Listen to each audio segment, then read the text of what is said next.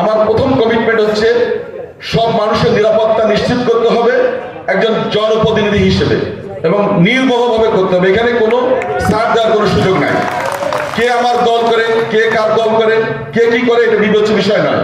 আমাদেরকে সত্যিকার অর্থে প্রতিনিধিত্ব করতে হলে আমি মনে করি প্রথমত আমাদের সব শ্রেণী পেশার মানুষের নিরাপত্তা নিশ্চিত করতে হবে।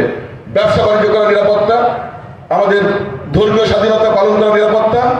আমি চাই আগামী দিনে রামপাল মোংলার উন্নয়নে এখানকার পরিবেশ রক্ষা এবং সবার মধ্যে সহানুভূতি এবং সহমর্মিতা, সবার মধ্যে ঐক্যবদ্ধভাবে একটা উন্নয়নের ধারা অব্যাহত রেখে এই রামপাল মোংলাকে বাংলাদেশে একটা জায়গায় নিয়ে যাওয়া, যেখানে এই রামপাল মোংলার গুরুত্ব অনেক। আমি এই মর্মে শপথ করছি যে ভোট প্রদানকে এবং জীবন এটাকে হাতে নিয়ে নামছে ইনশাআল্লাহ।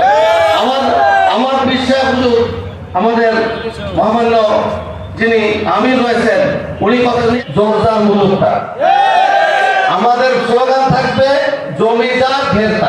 হাট 3 আসনের